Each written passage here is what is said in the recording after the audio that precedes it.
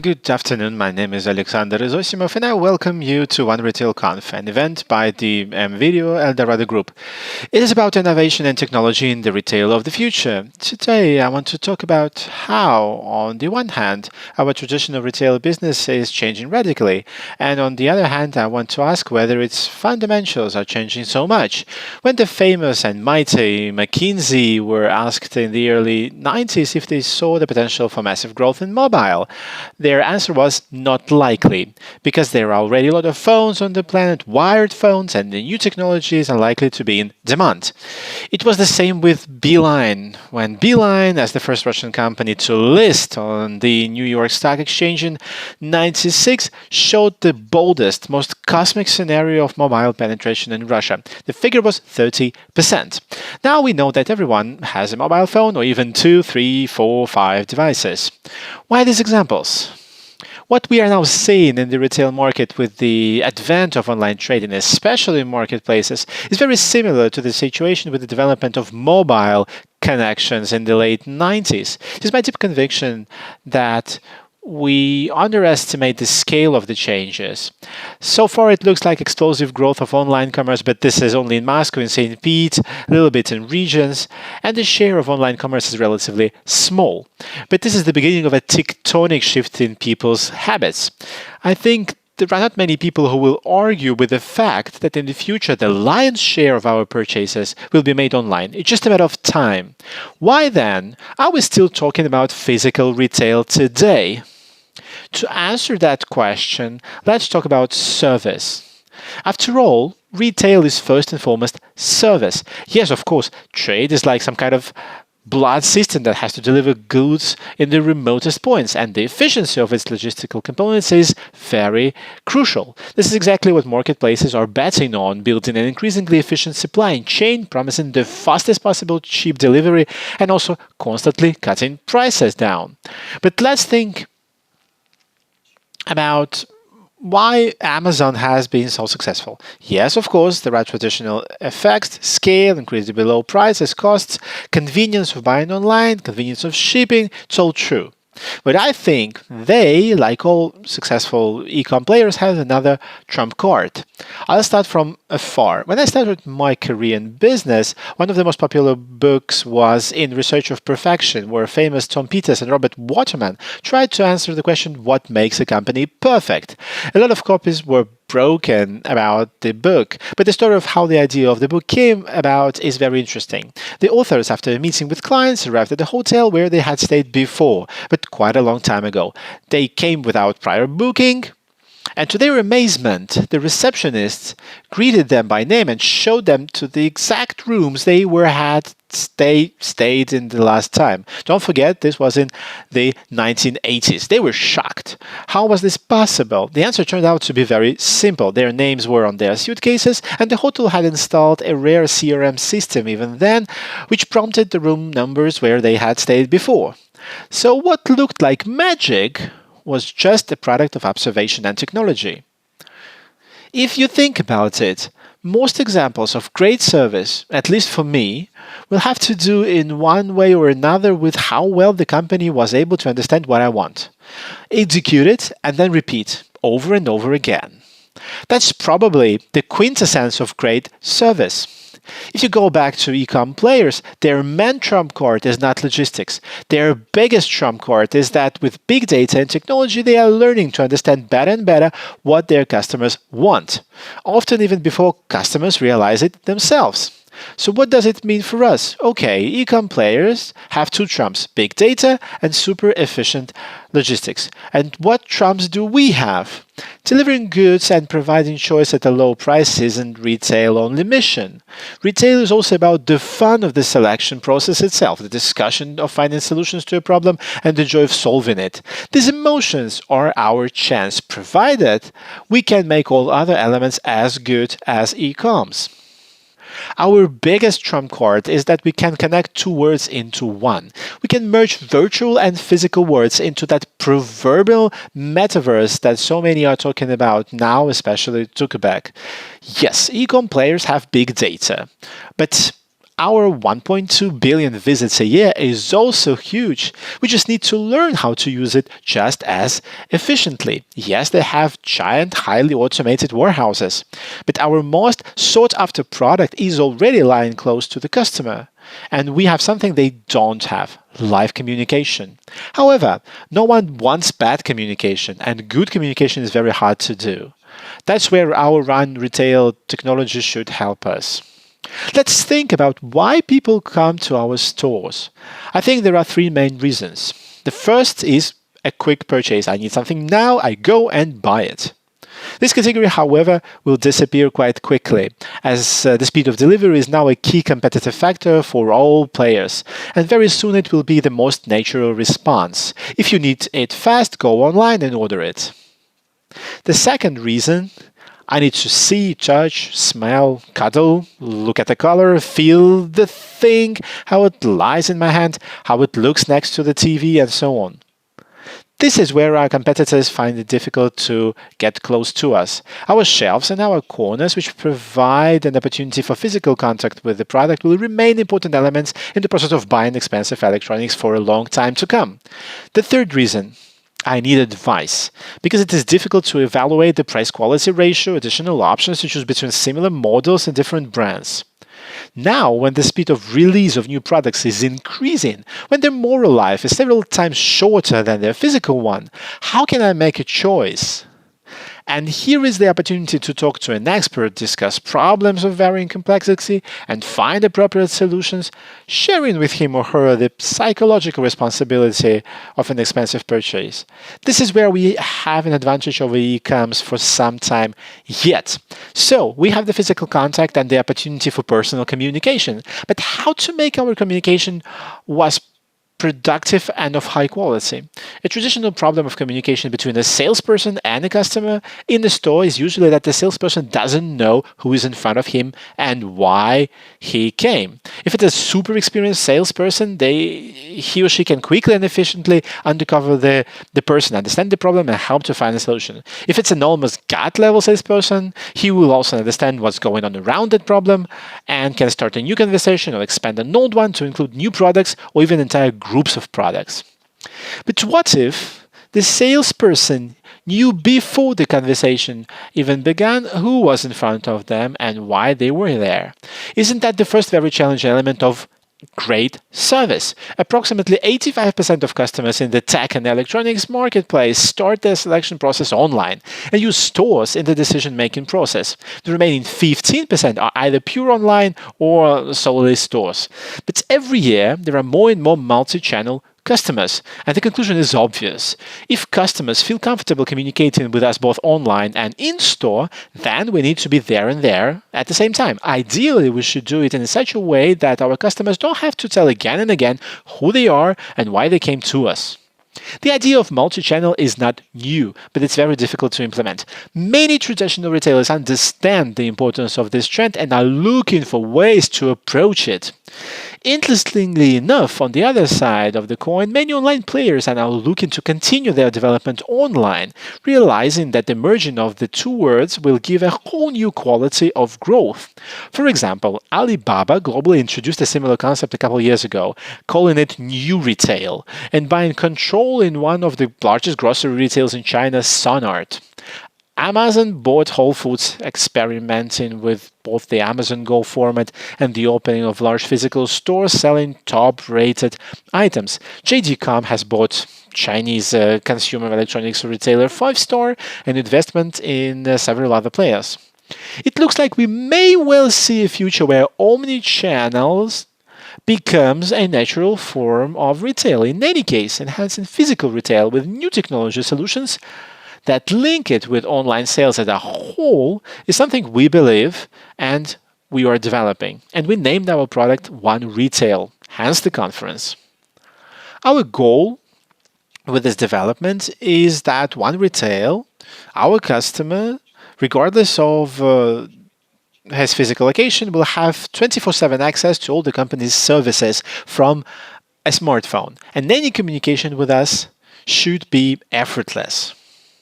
So what is OneRetail and why do we believe in this technology so much? The most important thing is that OneRetail makes it possible instead of the transactional approach of brick-and-mortar retail. Here's the product, thanks you for buying it, I hope you'll come back again. To move to a conversation with the customer on a personal level, understand what the problem is, where in the buying process is our interlocutor, where have his preferences been in the past, and how can we solve the problem at the shelf. That's why we created a unique technological stack based on 5 components: the merchant mobile app, the retailer's mobile app, the customer's mobile app, the web, the retail network, and big data. The client's mobile app is probably the main entry point for identifying the customer. It's such a cozy little house where the purchase history of orders, bonuses, etc. is stored. The client goes there much more often than to the website. They may not go there as often as we would like them to, but we are trying to increase that frequency. It is the use of a mobile app both in and out of the store allows us to perform a personalized offer. The content, the product, the price, they are adapting to the interests of the specific person immediately after they are on the platform, and ideally to a specific situation in which they are now. The client's mobile app complements the seller's mobile app or salesperson's mobile app. It is a tool that allows you to use customer insights to create personalized in-store experience. Previously, before a customer made a purchase and used loyalty cards at the checkout, we basically didn't know who was in front of us. Now, thanks to the app, a salesperson can instantly identify the customer, see the history of purchases, individual preferences, present them with enhanced product information both in and out of the store, use smart search and recommendation systems. End-to-end analytics and big data allow us to know almost everything about the customer already at the store's doorstep. Online, this is easy, thanks to basic authorization. With a salesperson's apps, we can do it in-store as well. This is something that stores have not been able to do until now. Access to the customer's profile, analysis of their purchase history, viewing items abandoned in the cart allows the algorithm to recommend popular models of home appliances and matching accessories based on data analytics with a high level of accuracy. We make it as easy as possible for the customer to see all available bonuses, discounts, and personalized offers.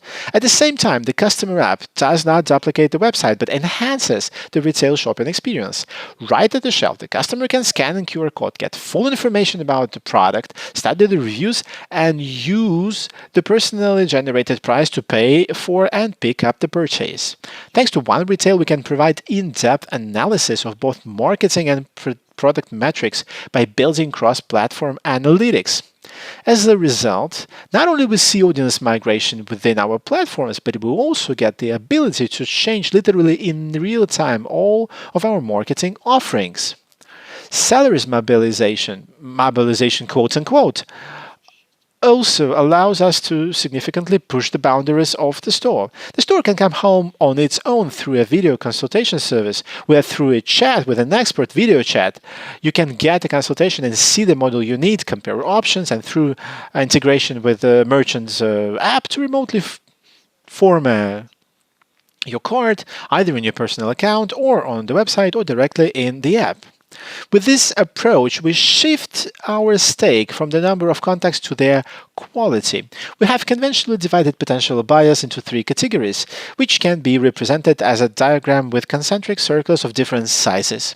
We already used to naming them internally in-house by their colors, so I will continue with this tradition. The largest gray circle is the identified customers who have made at least one purchase during the year. They can unmask themselves at any stage, even at the checkout line in the store.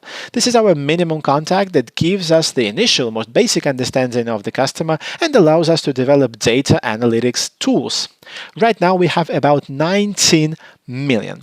Over the next 5 years, we want to expand that circle to 25 million of those users. The second circle is blue. It stands for people who are authorized on the online OneRetail platform. At the end of the first quarter, we had about 11 million such customers, or 58% of the gray circle, although a year ago their share was less than 40%. Authorization is elementary by phone number.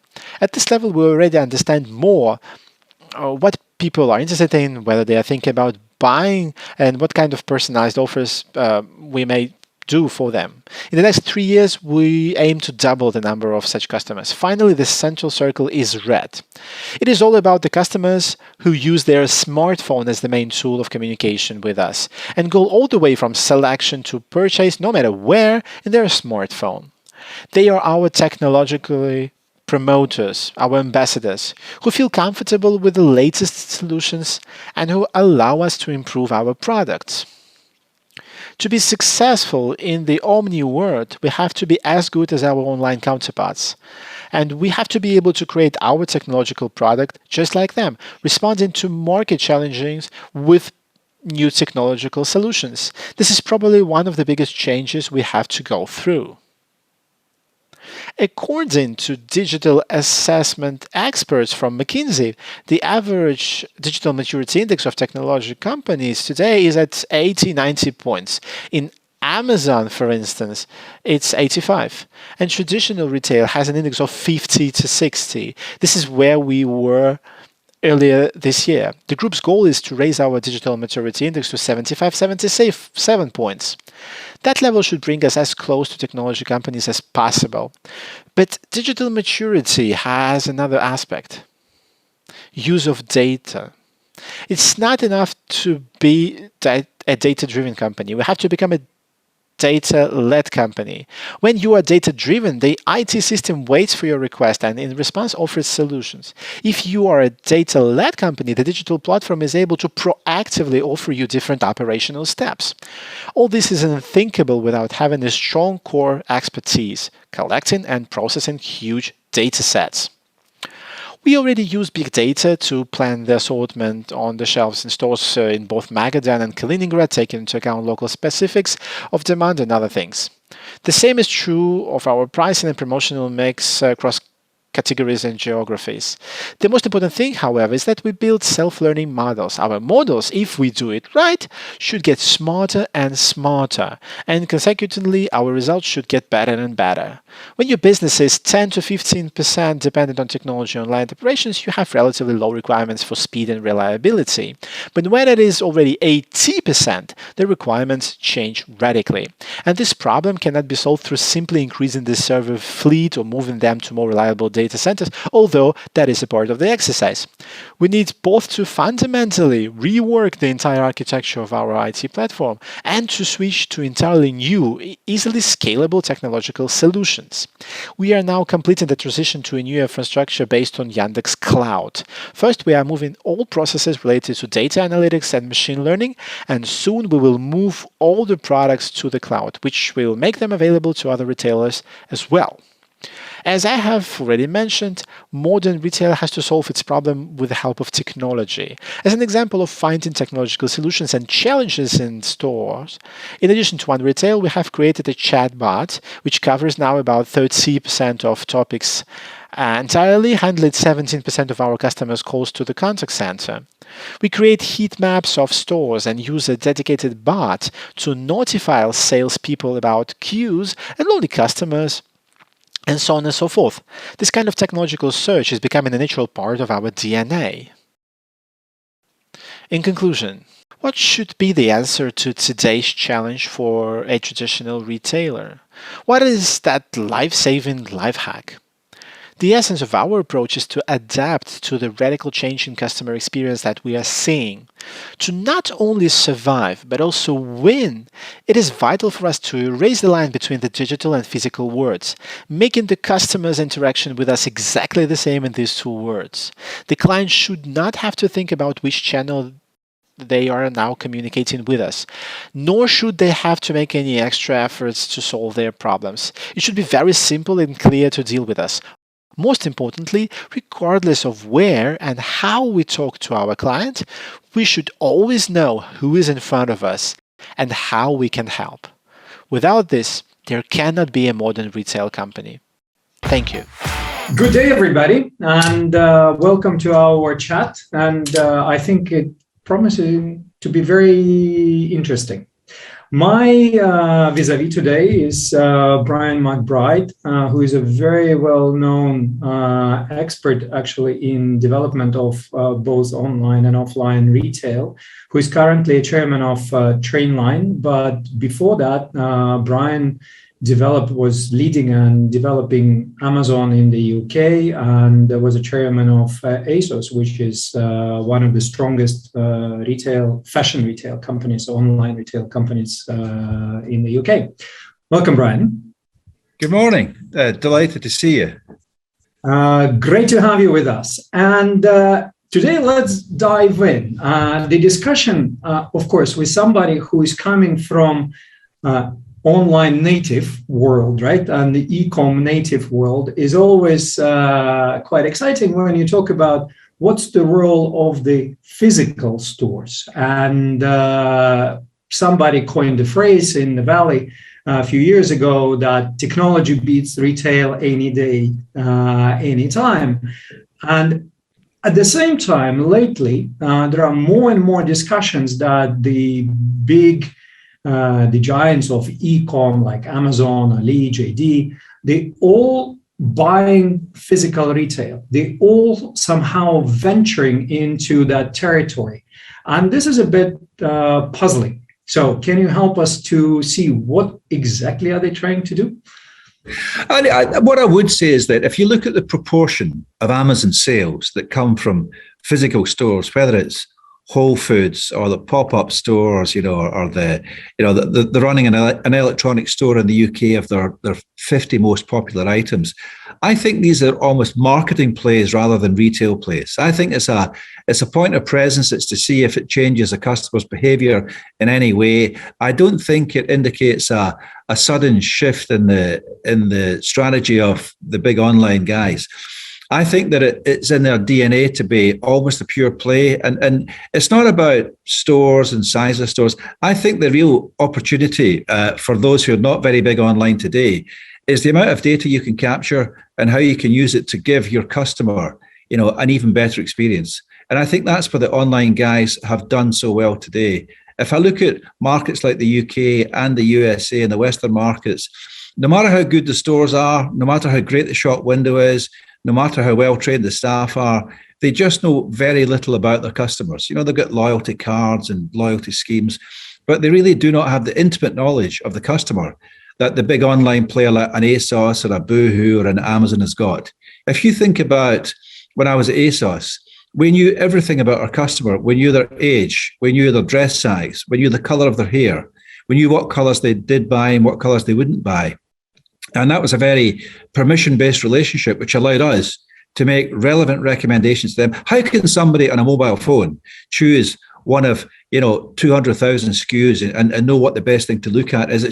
There's just so much data out there. So the big online people use data, use analytics, use AI, use machine learning to serve up a relevant number of recommendations to their customers, knowing that one of those recommendations will be added to the bag.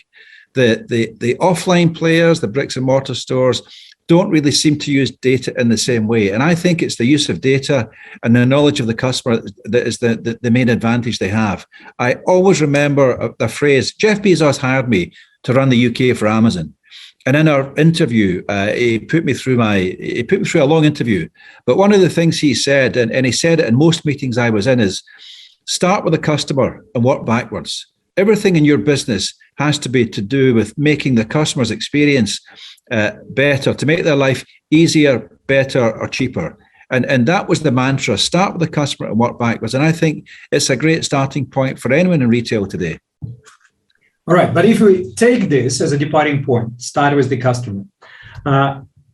Assumption, I admit, is that there are certain categories which will easily migrate online. They're transparent, they're repetitive, and so the easier the better, and you don't think about it, just press the button, it will be delivered.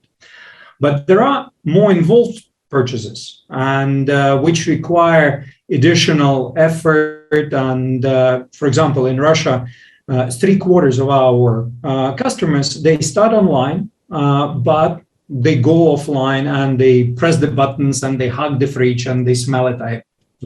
Actually, you buy the fridge by the smell. So that physical contact with the product still there. Plus, it's a significant cash outlay for many families, and therefore shared responsibility when a salesperson helps you to make a choice and gives that support in your process is quite an important one. Do you believe that will disappear as well and somehow will be replaced, or there is a role still for brick and mortar to play somehow in the future? I think it will decline. It will not disappear. When I think back, even 10 years ago, 5 years ago, people said, oh, yes, online is okay, but people aren't going to buy phones online. People won't buy big TVs without seeing them demonstrated. People won't buy jewelry. People won't buy Omega watches. No, everything that people said they wouldn't buy, they're buying online today. People are buying automobiles online today. So I think the size and the cost of the product is not that important. Today, you upgrade your phone in the West, you know what the iPhone looks like. You've seen enough, clips of it. You know what the next Samsung looks like. You don't have to hold and touch that phone the way you did 10 years ago. So I think customer familiarity, certainly replacement business, will go online. Once you know what you're looking for and it's just the next rev of that device, you'll be very happy online. There are certain purchases. If I was buying, a new electric car, or a device I hadn't had before, an American fridge freezer or something, I might want to go and see it. Without a doubt. And that's why I'm not saying retail will disappear, but those who are going to prosper in physical retail are going to be the ones who give the customer that experience, that assistant, an insight into the range, the ability to touch and test the product. And that means that opening up lots and lots of further smaller retail stores is not what the customer is going to be looking for. They're going to be looking for a much more personal experience. Great. So, but let's take then the other angle. You've been running both a generalist, Amazon, sort of ultimate generalist, and also you've been a chairman of ASOS, which is a very focused expert. Both operate online. And what's your view on the role of experts versus generalists? Because that's our battleground now as well. So we have very strong millions and millions of SKUs marketplaces, but we believe that there is a place for the specialists as well. So how you interpret that angle, and also is there a role of the physical store for the specialist, special role or not? Although I anticipate your answer here on the second part of the question, but specialist versus generalist would be interesting to hear your opinion. So I think some buyers have always got that second or third level of question. They want to double click and understand what this acronym is in video technology from Samsung or something. So I think you have to find a way of meeting their need. Part of that need can be met just by better collateral, better online description of the product, but they may still want to know what's the difference between this product and that product. So for the more expensive products, they may still require some specialist help, some specialist involvement in the process. That involvement could easily be a chatbot or something else. It doesn't need to be a physical person in a store. But I think depending on the value of the product, the size of the product, there will be a role for the specialist. But the whole point of an Amazon or an ASOS or a Zalando is to take the human being out of the sales process. It's to make the product so descriptive, so relevant, such good value, and of such renowned quality that the customer won't really have any questions about it. So in a company like ASOS or Zalando or Boohoo, it's about fashion. It's about being on trend, and it's about making sure that what you've got is what's going to be selling for the next 6 weeks. And what you do is you actually create demand for that product, because your customers don't even know what style is going to be hot next Christmas or next spring, summer. And they look to you for insights into, what am I going to wear to the wedding I'm going to? What am I going to wear to the Christmas party? So this is about using your knowledge of the industry to drive demand for, say, fashion products. Amazon, it's all about, having phenomenal supply chains. If you want to buy a case for your mobile phone, you're going to be offered 5,000 on Amazon. Why would you go anywhere else? So I think they make themselves, for generalist products, especially cheaper products, the go-to place where you would never bother searching on Google.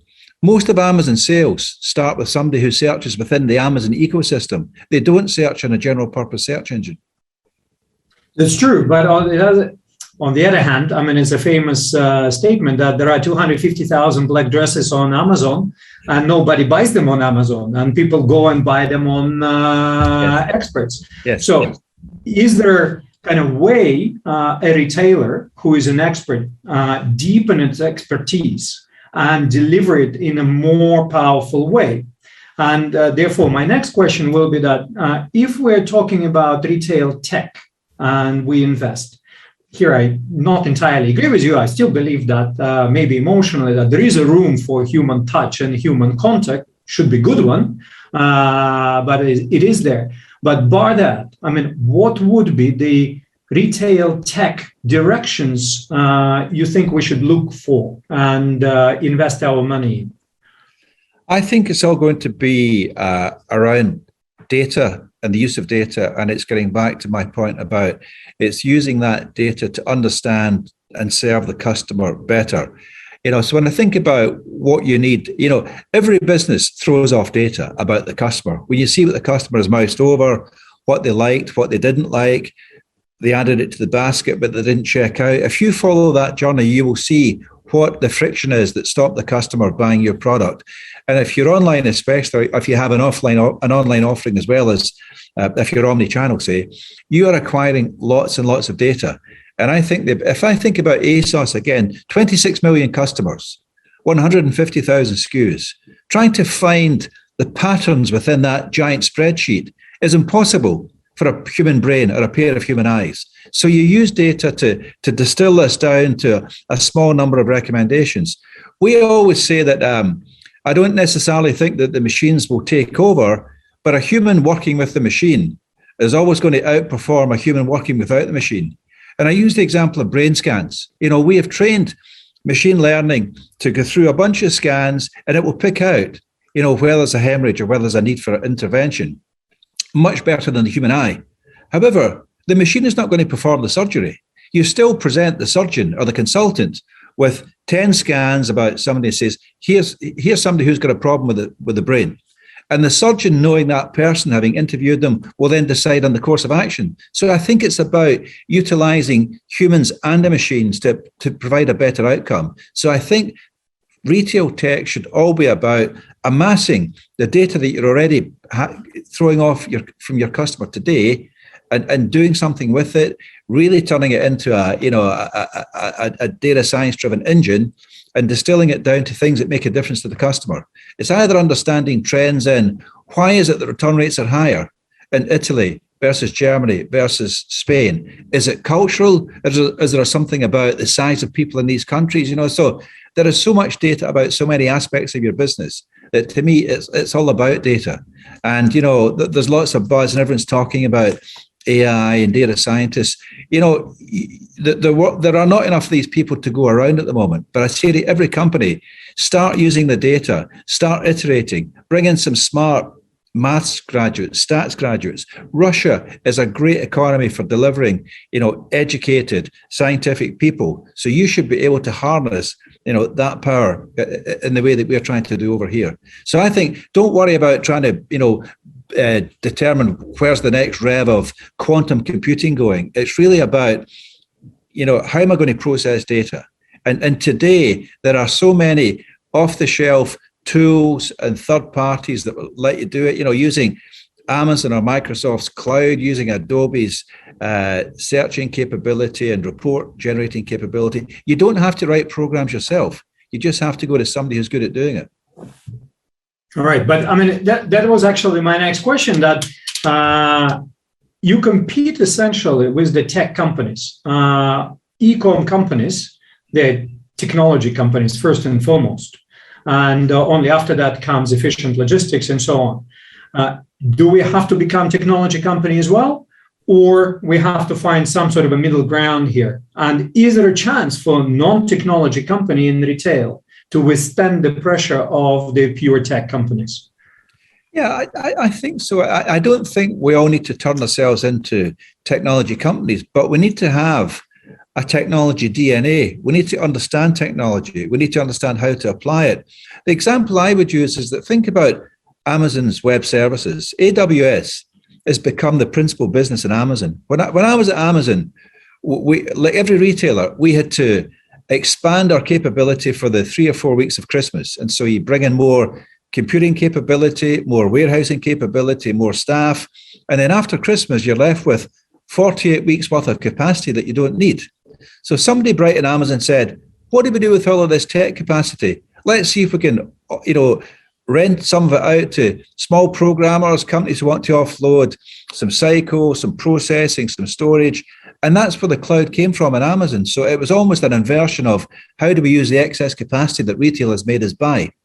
What happens now in Amazon is that every Amazon and Microsoft and HP and IBM, these guys have all got big cloud businesses. But think about Amazon's cloud business. On that cloud runs Amazon's Prime Video company.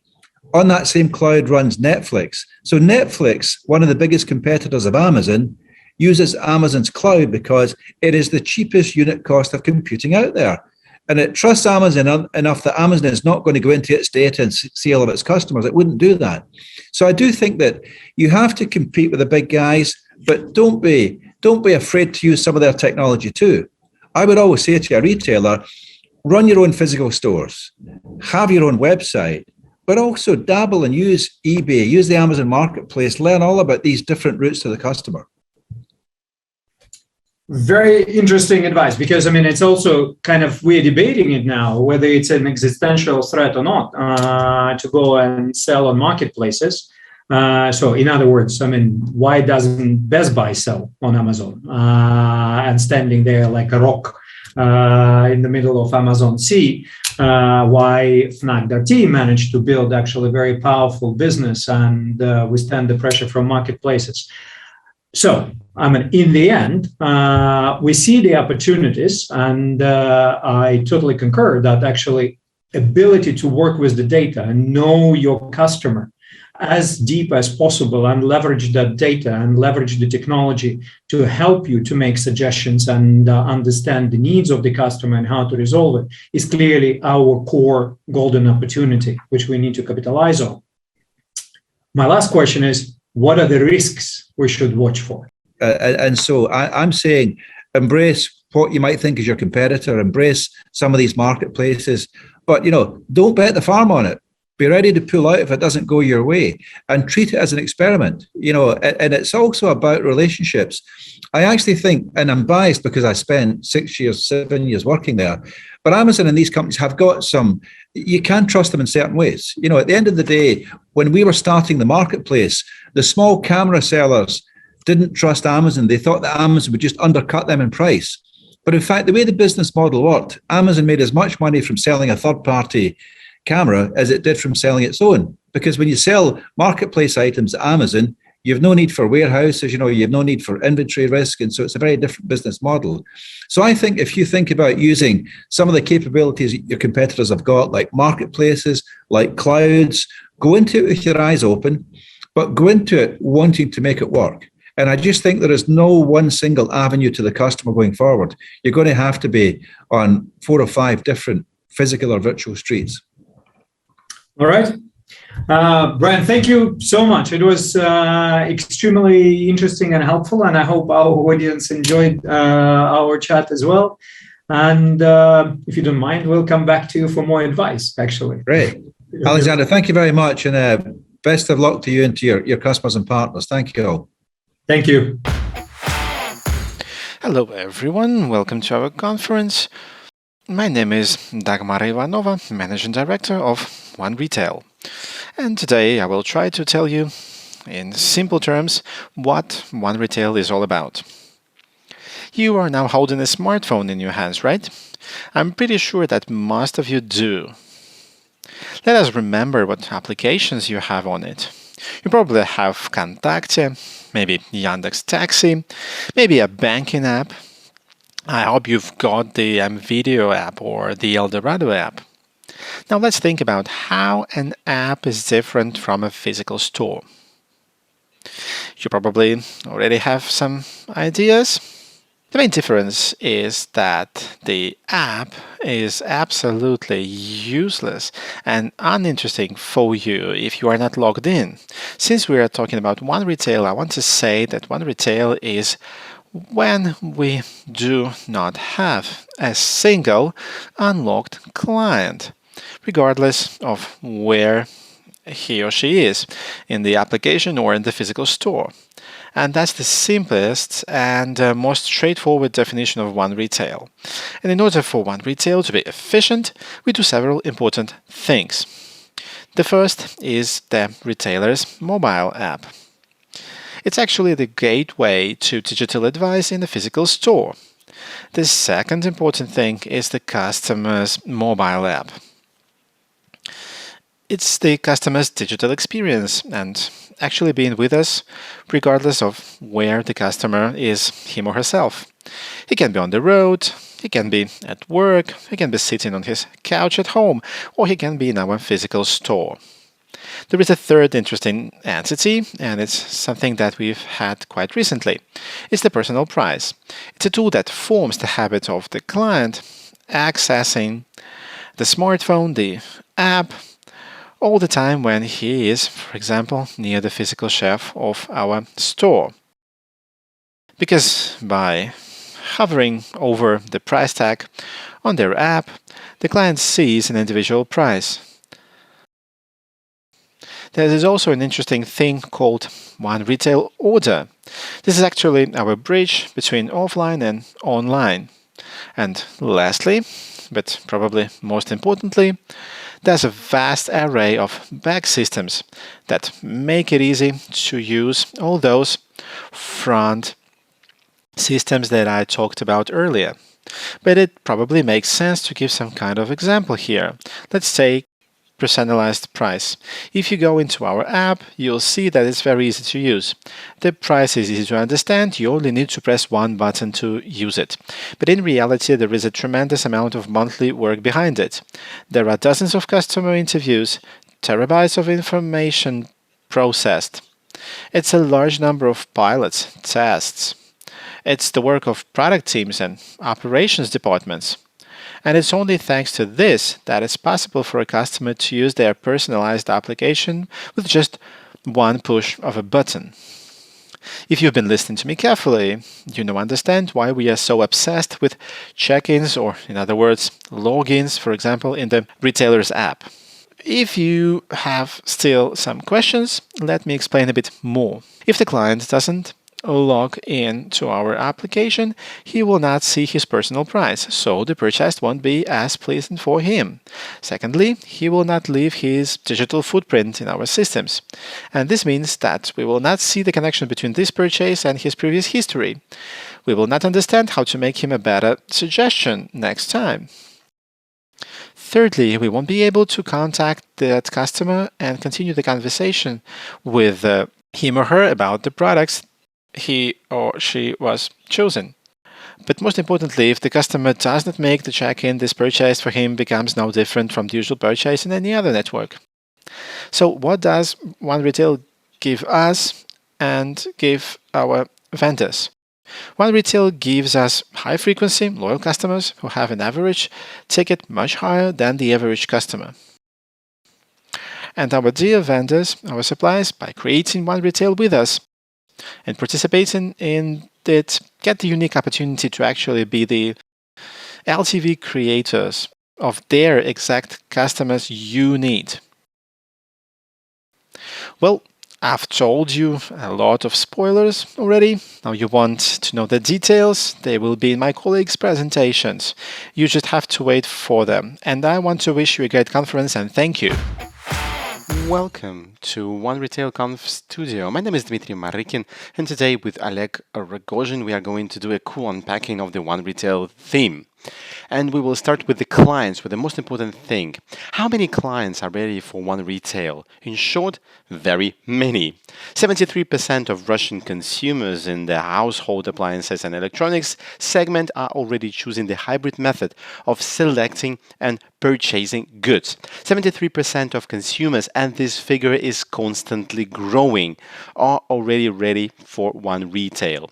So the most important thing in our business is the client, and we distinguish between three types of customers. Imagine a Matryoshka doll, where one type is nested within the other. So the topmost part of the Russian doll is the active clients. These are the clients who have made the purchase with the help of bonus card during the last 12 months. We know who they are, we know what they bought, and we know that on average, such customers make 2.5 purchases per year.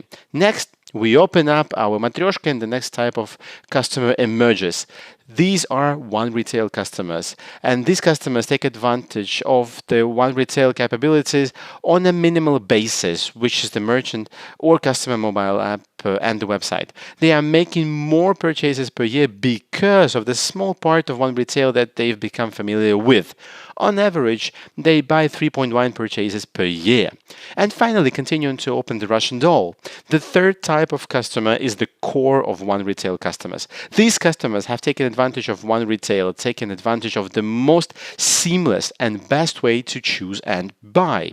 They completed their purchase using the mobile app by paying in it with face or fingerprint recognition or by entering their card number. And the very fact that they started being OneRetail members increases their frequency, on average 2.5 times compared to active customers. They are buying more than 6 purchases a year, which is not unimportant, while maintaining a high and average check. And now I give the floor to Oleg. He will tell you about the path difference in the two mobile app. Thank you, Dima. Actually, these two applications have only two things in common. The first one is the word application, and the second one is the back platform on which they work. Everything else is absolutely different. On the user side, we can divide the path into 4 stages. These stages are there in both the client's app and the employee's app, but they are still different depending on who is using the app now. The common architecture of these apps allows for faster development of new functionality, but the teams that design these paths are completely different, as one deals with an application that is aimed at an external customer that brings in money, the other is for the internal customer, which is our salesperson who serves that external customer. In the first case, the client in his mobile app can be everywhere, at home, on the sofa, in transport, or in the shop. He knows exactly what product he wants. He clearly understands his personal price and has a seamless checkout to complete the transaction. In the second case, the customer has to allow the salesperson to authorize him or her in the mobile app, and the employee becomes the customer's guide to a seamless and best possible purchase. He will tell and show him everything and try to make the customer's digital experience as positive as possible. And while the applications are completely different, the goal is the same. The most important thing is that the transaction should be completed successfully. The fun part starts with check-in. This is where OneRetail begins. Everyone who is listening to us now is used to signing up to their mobile apps by phone number. But we were the first to bet on starting the customer journeys specifically with authorization by phone number at the very beginning of our merchant interactions.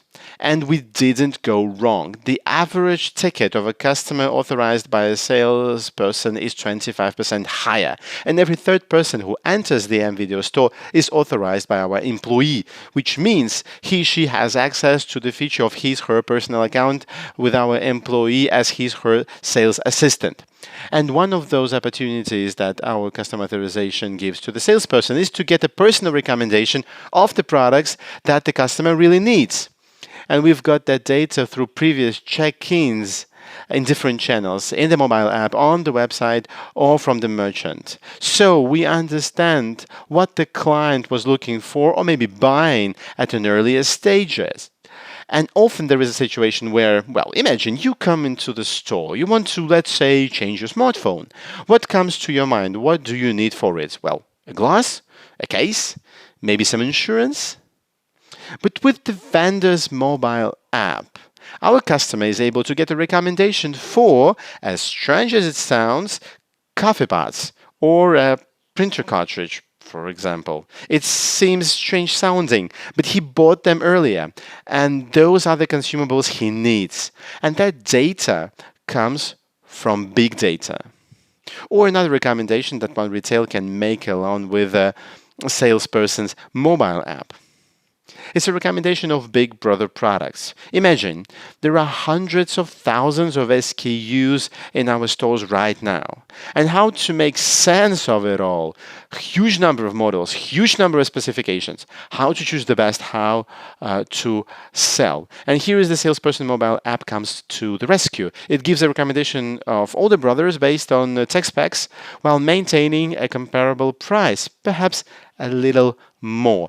But the salesperson mobile app, our customer can be assured that they are making the best possible purchase.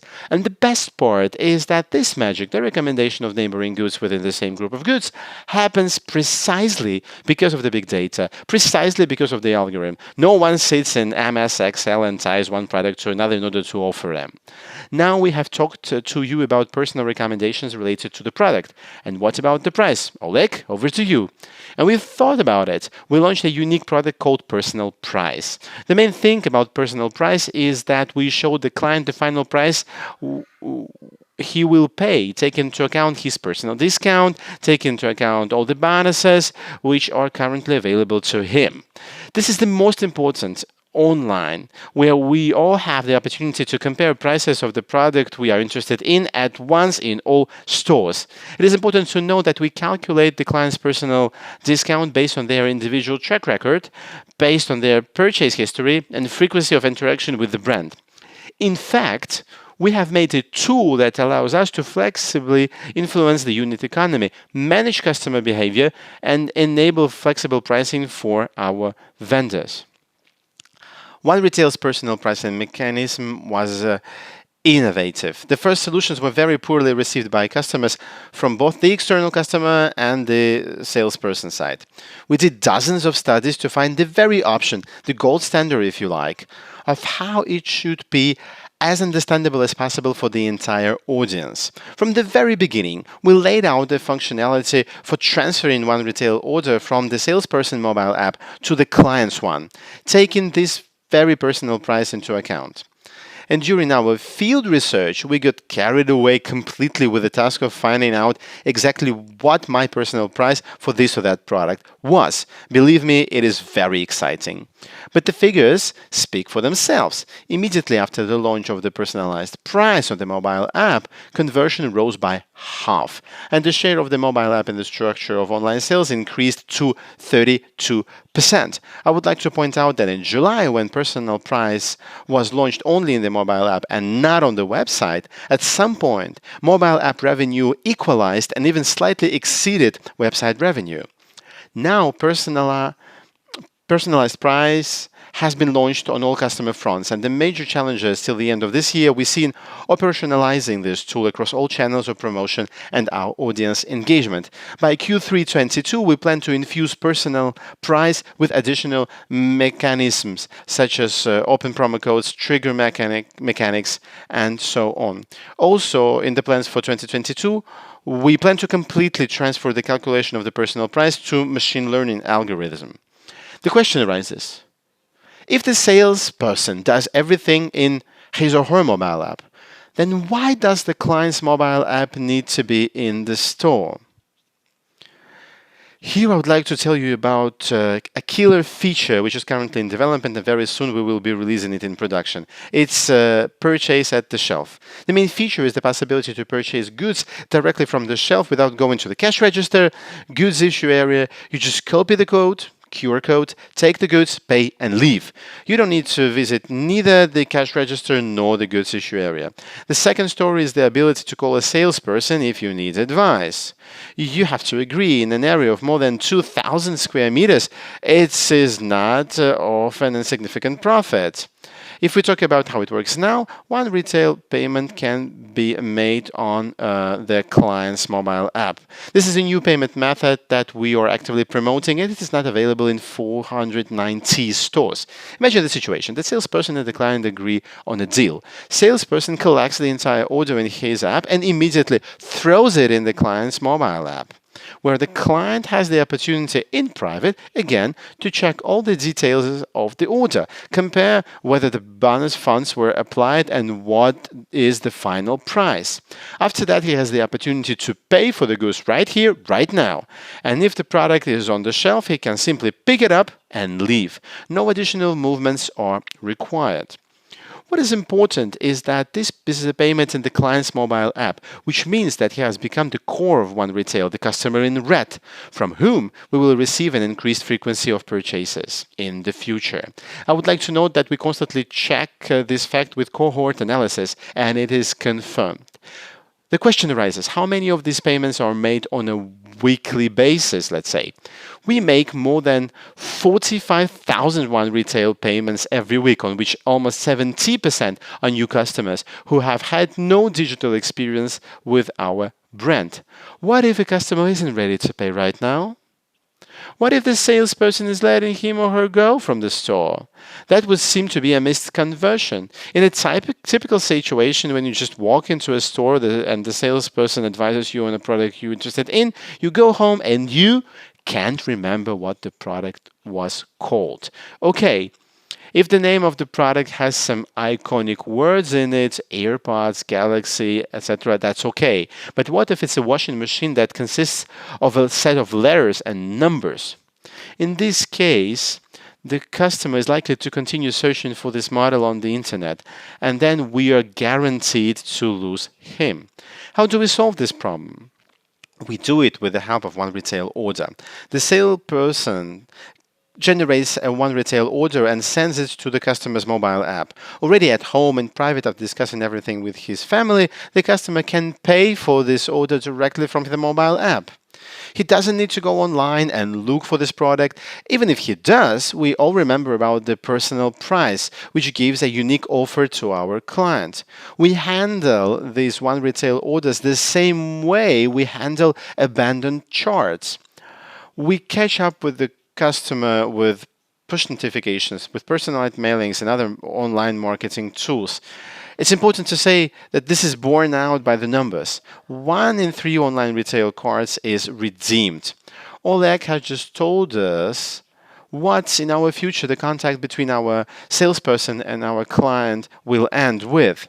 Either one retail order when the client is ready to buy right here, right now, or a OneRetail card when he needs time to think. And it's perfectly normal. Each of us needs time to think. And remember the first fact I told you, 73% of our shoppers choose a hybrid way of choosing and buying. And those are our targeted ways of completing the sales contact. They are going to be used in other products and in buying at the shelf or what we call scan and go, and in video consultations and everywhere, anywhere. And our intention is that by 2025, 100% of transactions will be made in the mobile checkout format.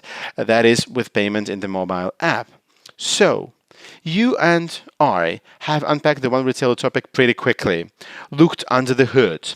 It might seem too fast for you, but when you do cool things, when they work, you don't need to spend hours talking about them. I'm sure that for every single one of our listeners, OneRetail has become much clearer. Let's look back and what we've gone through with you right now. 73% of our customers are already ready and willing to use a hybrid way to select and pay for their purchases. Next up, our customers, OneRetail's core customer base, are the most efficient customer category, and our goal is to maximize them. They buy far more often than the rest of the clientele. We went through the customer's journey, divided it into 4 stages, and understood why check-in is necessary. Check-in increases transaction efficiency and is a OneRetail bridge that allows the customer to receive personal offer on both merchandise, accessories, suppliers, and prices. And of course, seamless and convenient, fastest and safest possible way to complete a purchase. And now it's time to define OneRetail so that when someone asks you, what is OneRetail? You won't have to retell this entire presentation, but we'll be able to name the key elements of OneRetail in a short and clear way. OneRetail is a technology based on a mobile platform. which means two applications, a client's app and a salesperson's app. They work both separately and together. But when they work together, the best result is obtained, which allows the customer to take advantage of all the features of a retail store, wherever he is, at home, on the road, at work, 24/7, to take advantage of personal offer, take advantage of personal price that is given to them through check-in. The store or business is able to collect data from customers with the history of their visits, may it be in the store, on the website, in the mobile app. Maximizing the number of the check-ins helps to offer the most relevant and qualitative personalized offers to the client. And of course, OneRetail gives proximity to the customer and their needs to the vendor. Thank you for being with us today. Oleg and Dima unpacked the OneRetail theme for you today. Hello everyone, my name is Oleg Muraviev.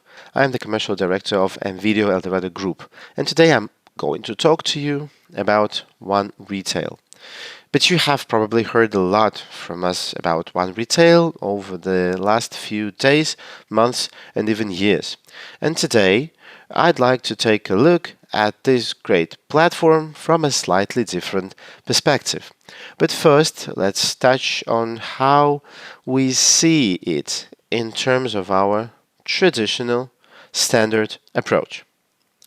OneRetail, as we see it, is everything that surrounds our customers. It is all the opportunities that the personalization of the offer gives us. It's discounts, it's services, it's sales content. It's everything that makes our customer happy. But as the classic said, face-to-face, you cannot see the features. You need distance to see what is great. So let us move back a little bit and see where OneRetail begins. And it begins much, much earlier that we see in our conventional way. It begins with you, our dear suppliers and our dear partners. You are the ones who offer the products and technologies that we are so proud to pass on through our OneRetail technology to our customers. Behind these products are many sleepless nights of your R&D departments, your unique technologies that have been validated and endorsed by the masses. All the things you offer as complementary services. And that's all that we can offer to the customer. And so, in reality, OneRetail, in the full sense of the word, is a kind of platform that unites you, your technologies, your products, and our esteemed customers. As always, you know what they say. It was great on paper, but we forgot about the ravines. So when we came to understand this ideology and philosophy, we decided not to make mistakes and tried to analyze the process from the point of view of what could prevent us from creating such a unified platform for you and for our customer. And we started with a value analysis. What values can we offer? And what values can you offer?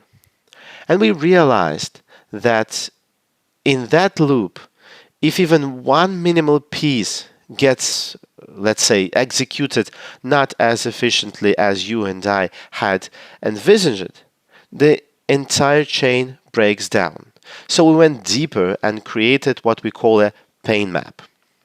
Of course, this is only a small part of it, as each element will expand and deepen, and we will look for the right approach to solving all these little nuances. But I think all of you, without any exceptions, all of our partners who work with us or who plan to work with us have encountered issues in one way or another. I think you can see in the picture just a small fraction of these steps, these, let's call them difficulties that often need to be overcome before your wonderful technological product reaches our customers. So, after analyzing this pain map, we realized that this process can't simply be solved. And we drew two important conclusions, which I would like to briefly tell you about. First, we realized that there has to be a single structure, which we called the Department of Customer Happiness. These are not people who think about how to make more money or how to sell more. For sure, they have this task, but their primary goal and their primary emphasis in business is to find those moments that allow us to improve our business. And through qualitative improvement come to quantitative indicators. Therefore, I'm pleased to announce from this stage that we have already formed such a department. In the near future, my colleagues from this department will meet you and will ask what you think works, what does not work, what should be improved, and they will try to transfer all these nuances to our processes to make them more transparent, clearer, and of course more efficient. Of course, human resources are crucial for everything. But in our case, there is one more thing. After all, OneRetail is a kind of technological platform which has unique opportunities and unique digital potential. Therefore, after thinking about it for a while, we realized that there is a missing piece in it. This department of client happiness and the solutions we offer need to be supplemented with an extra element. So I'm proud to present to you the entry point we have called Personal Partner Cabinet, or PPC for short, which should lead you and me to the dawn of a whole new unique opportunities. Let's go over it briefly. What's behind it? First and foremost, it is the tremendous work and digitalization of all those processes that we encounter with you on a daily basis. For example, entering into a contract, negotiating the terms and conditions, or signing the necessary documents, additional agreements, and all that takes a lot of time. Everything will be, in this case, important in your personal account. Everything will be absolutely electronic, and not only will it increase the speed of information processing and increase the possibility of handling a larger volume of information, but we will also save a lot of paper and make our contribution to the environment protection. That's the first thing, but of course, that's not the only one. What else do we want to talk to you about the portal? The fact is that we will give you maximum opportunities to work with the assortment. We are constantly receiving suggestions from you on how to showcase your goods correctly, how to speak about them correctly, from which side they need to be looked at in order to present them to the customer in a favorable fashion, and so on. And often our possibilities are limited. And in case of our digital PPC solution, you can upload any pictures of the goods, add any descriptions. You can upload any promo videos that show and explain the unique USP to the buyer, and so on.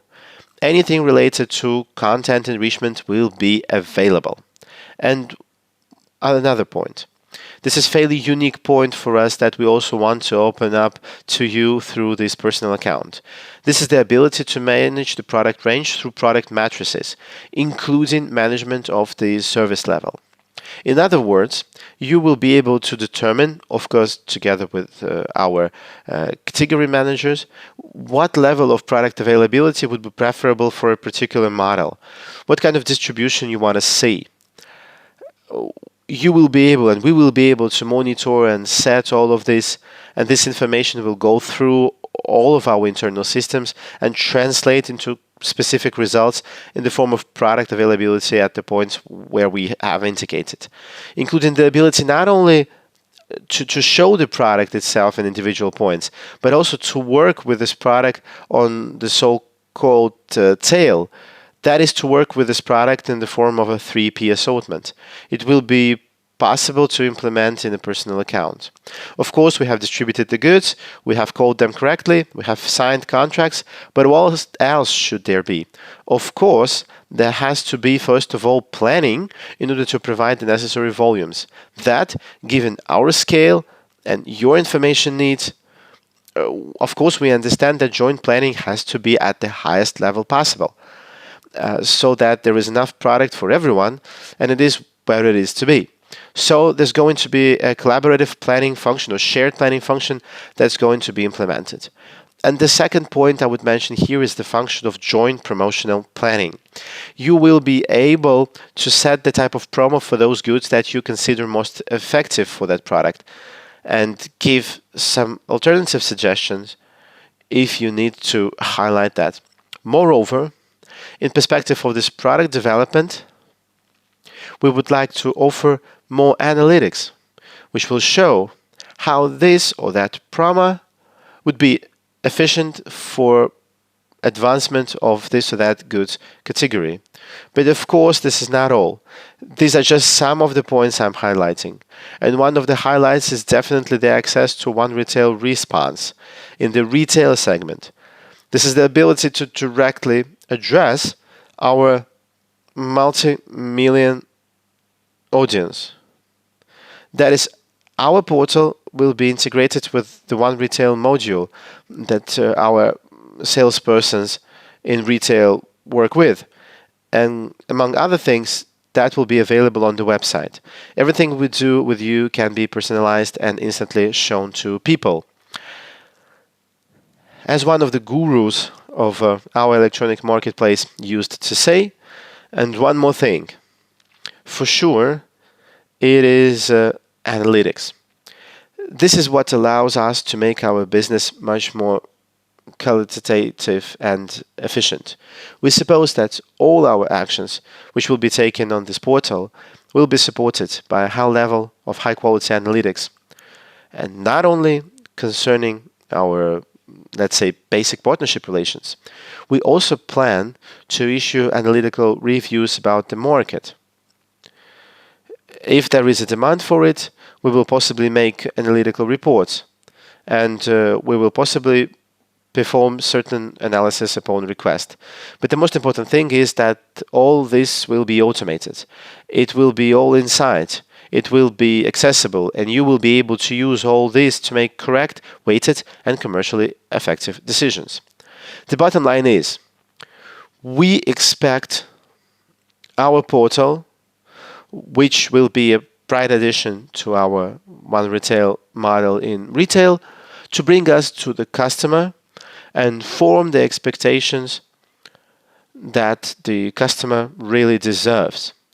Therefore, we believe in this approach and invite you to become active participants in this process. Thank you very much for your attention. I'm glad that I was able to brief you about our upcoming steps. And I'm equally glad that you listened to me attentively, and I pass the floor to Vilsacom. Dear ladies and gentlemen, I'm pleased to welcome you to the OneRetail conference hosted by M.Video-Eldorado. Let me introduce myself. My name is Johan Ebbing, and I am a senior project engineer at the leading German recycling company Lobbe from Iserlohn. For more than 20 years, I have been working in the field of ecological recycling in Germany and abroad. I also have positive experiences working in the Russian Federation. Projects in Kaliningrad, Sochi, the Baikal region, Moscow, and the Moscow region. I would like to thank M.Video-Eldorado for the opportunity to share with you my experience of ecological recycling of various waste in Germany. Thank you very much. I wish you a successful conference. In my presentation, I would like to highlight the history of waste management in Germany, as well as the allocation of responsibility for recycling. I will also describe the high-tech environmental recycling processes used in Germany. Finally, I would like to touch upon the future of resource-efficient waste management. The history of waste management is as old as the history of mankind. With the emergence of the first settlements came the need to ensure hygienic waste treatment. With the development of civilization, this task became paramount for many inventors. Let's go back to the 70s and 80s in Germany. On these photos from Lobbe's archive, you can see the level of recycling in Germany during this era. Waste dumps, the lack of separate waste collection, and the careless handling of pollutants are an eloquent description of the situation during this period. Such an irresponsible waste management posed a great danger to people and to the environment. This problem echoed in German society, resulting in the emergence of German environmental movement. Until 1990s, this issue was not taken seriously at the highest levels of government. In the 90s, the first political steps were taken. The foundation of the modern circular economy in Germany was laid by the initiatives of federal ministers of environment like Klaus Topfer and, of course, Angela Merkel. It was in those years that the important foundation was laid. It is important to understand that the technique applied to recycle and reuse waste involves both a certain degree of responsibility and the provision of sufficient funding. On the policy side, it was decided that the manufacturers or distributors' responsibility for the product should not stop at the shop counter. Thus, the process of recycling end-of-life products is organized by the manufacturers and distributors themselves. The German system of responsibility for the product was a success. Therefore, it was lately adopted by other countries of the European Union.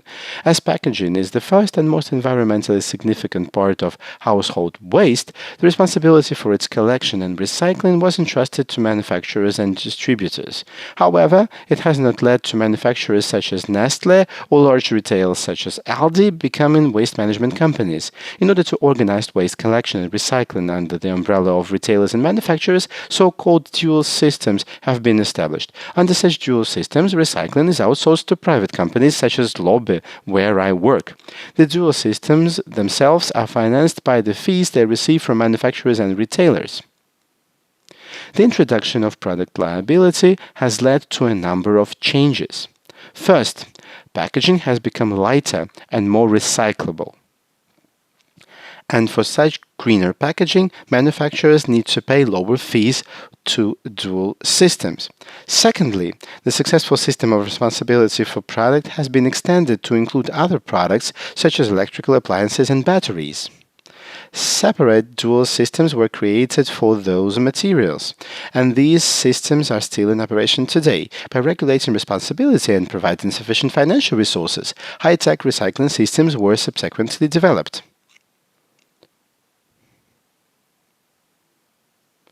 In the mechanism I have described, the government has only a monitoring and control function.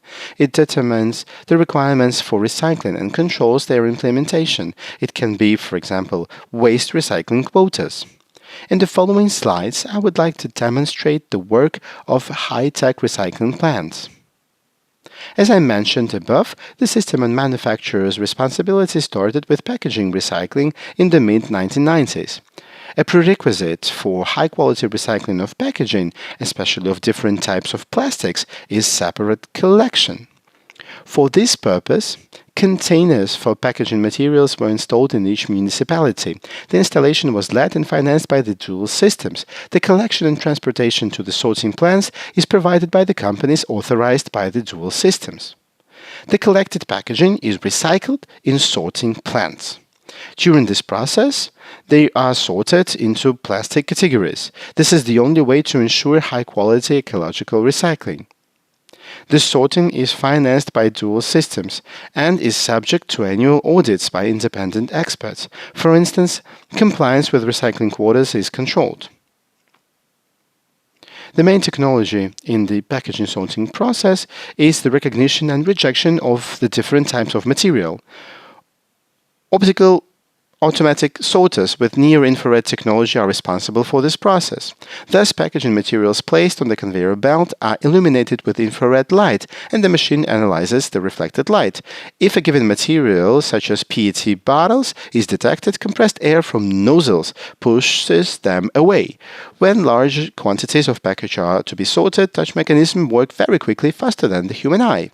Since it is not just one type of plastic that has to be sorted, but all plastics used in production as well as the metal packaging, cutting-edge sorting systems are very complex and consist of a large number of interconnected units.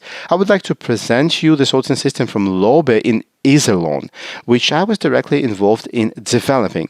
This system sorts out used packaging for around 3 million inhabitants.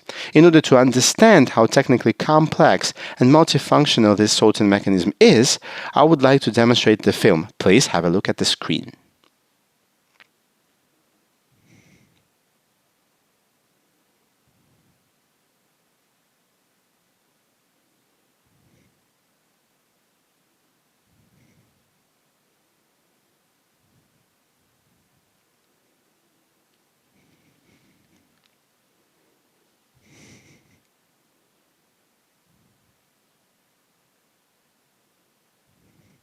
Lobbe, or SW, joint stock company, recycling plant in Izosimov, the most modern light packaging sorting system in Europe.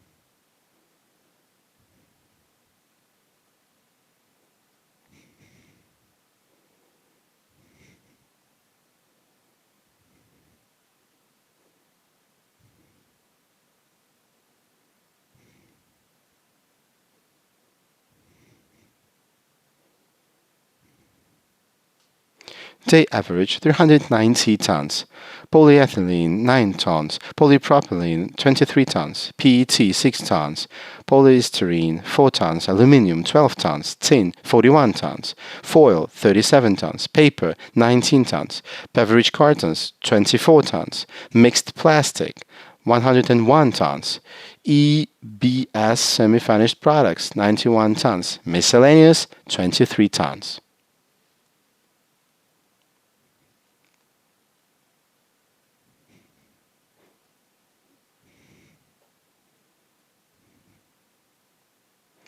Environmentally friendly recycling of old appliances has become possible only with the introduction of a product quality management system. The purpose of end-of-life disposal of appliances is, on the one hand, to recover valuable metals. On the other hand, electrical appliances pose a significant risk to the environment if they are not disposed correctly. This must also be taken into account when planning recycling. The dual system Stiftung ER organizes waste electrical and electronic equipment collection in Germany. The ER Foundation, an association of manufacturers and distributors, installs containers at municipal waste collection points. Equipment and household appliances are transported to the sorting points and sorted into groups. One such group is refrigerators. When sorting them, first of all, the coolants are dumped from them, as they cause maximum harm to the environment and the climate. Empty refrigerators are shredded, and then the metals and plastics are sorted for recycling. In this way, valuable metals such as iron, aluminium, or copper can be recovered for ecological reuse. In this video, you can see the operation of a refrigerator recycling plant run by Alba on behalf of the ER.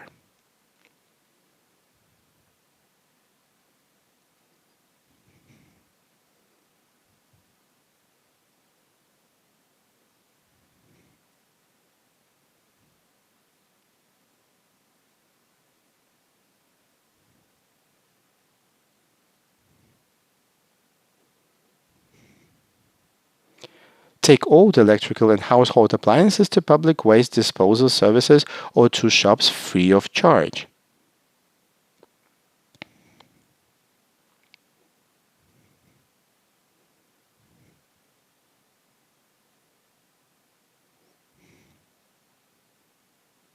From electrical waste to raw materials, refrigerator recycling. ERR and Plan E foundation film. Approximate metal content 45%.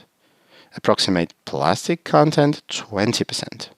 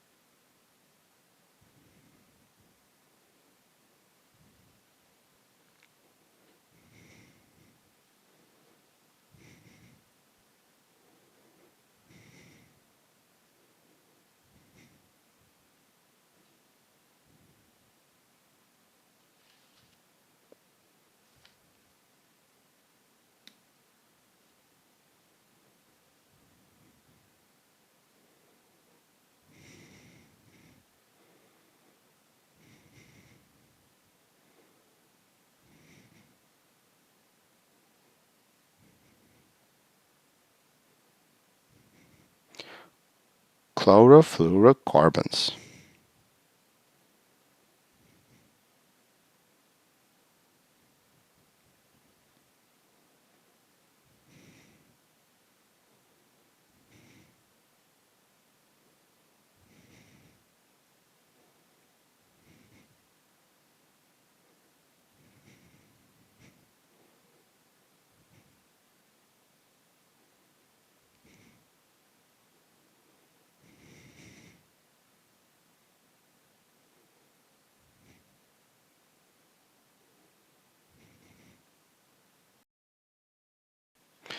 Recycling 1 ton of scrap from electrical appliances equals a 1 ton reduction in CO2 emissions.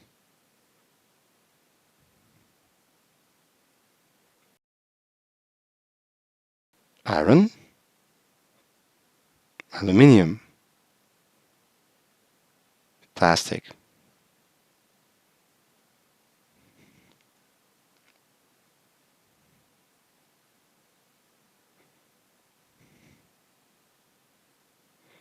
Please dispose your electronic and household appliances at recycling centers or shops.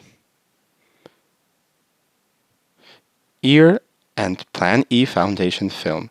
With the friendly support of ALBA, we call it recycling.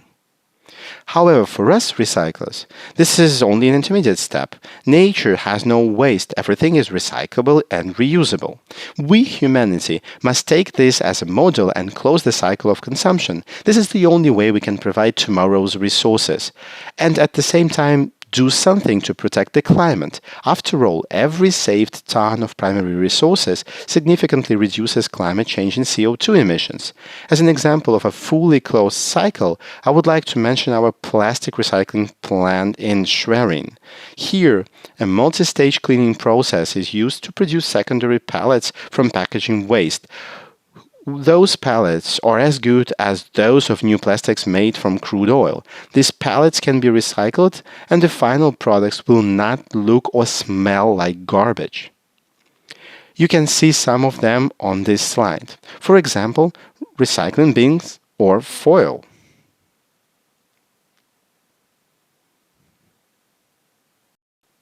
That brings us to the end of my presentation. As you can see, humanity has very little time left to solve the waste problem. But there are different approaches, organizational and technical, to overcome the crisis. Thank you very much for your attention.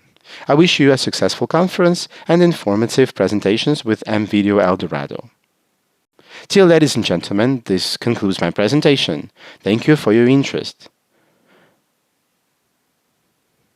I would also like to thank the M.Video-Eldorado group for the opportunity to share my recycling experience with you.